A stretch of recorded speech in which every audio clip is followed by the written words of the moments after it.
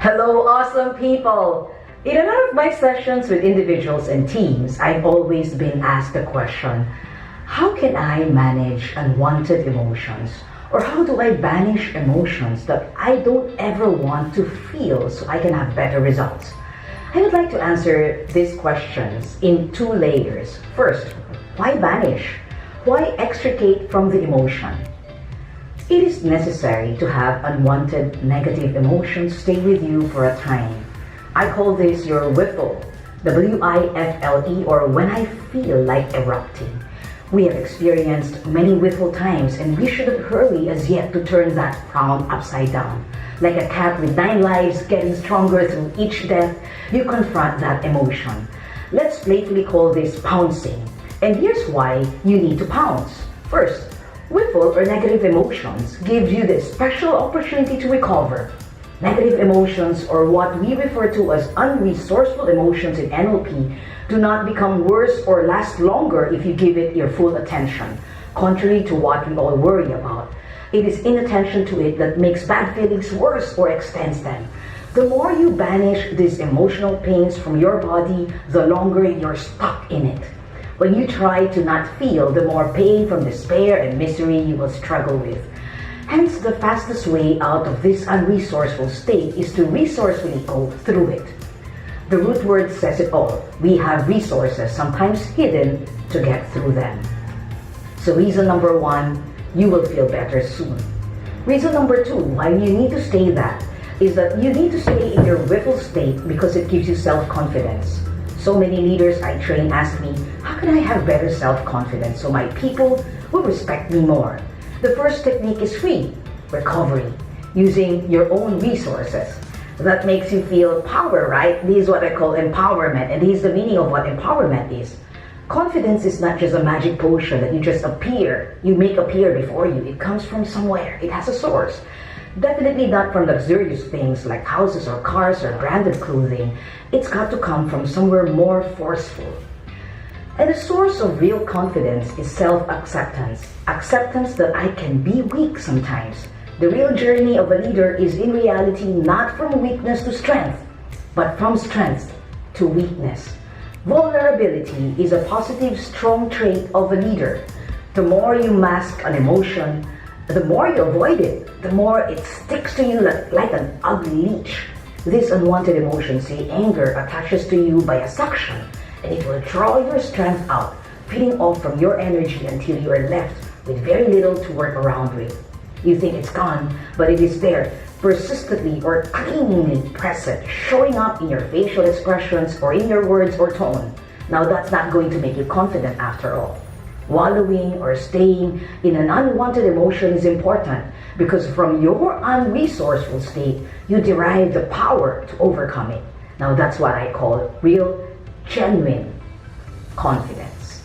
By consciously choosing to let yourself experience the blues when they come calling, you are embracing your humanity as well as those parts of yourself that were banished before. Wallowing is therefore self-acceptance in action, and self-acceptance breeds confidence. So this is the first layer. Give yourself permission to stay there, to wallow, but not too long, because negative emotions are addicting on the inside and infecting on the outside. Fall, yet recover. Recover, and then grow. NLP, or Neuro-Linguistic Programming, is the fusion of 3 things that make people do awesome work.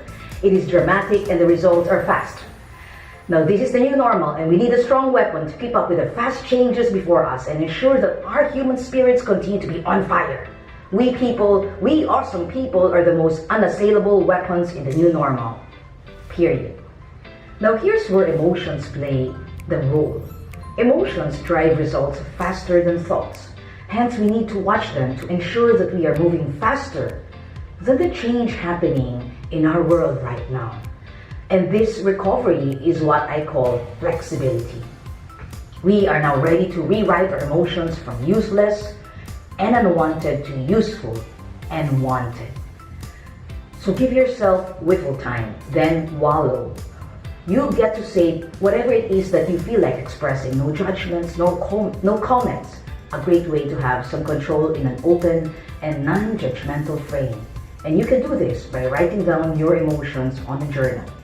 And give yourself time, say maybe 5 to 10 minutes, not too long to just wallow. Give yourself a pat on the back that it is okay, that for you to shift from your state from awful to awesome, that you just needed time to just be in a stuck state. In a short while, you're ready to move to a better state, but not now. 5 minutes to exercise, quiet, and wallow. I like to call this pause time. So pounce, then pause.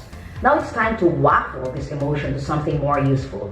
You're going to need to build up your frame setting muscle and hold muscle around it so it sticks and stays for a long time, enough to get the results that you want. Next, you are going to think of a next emotion.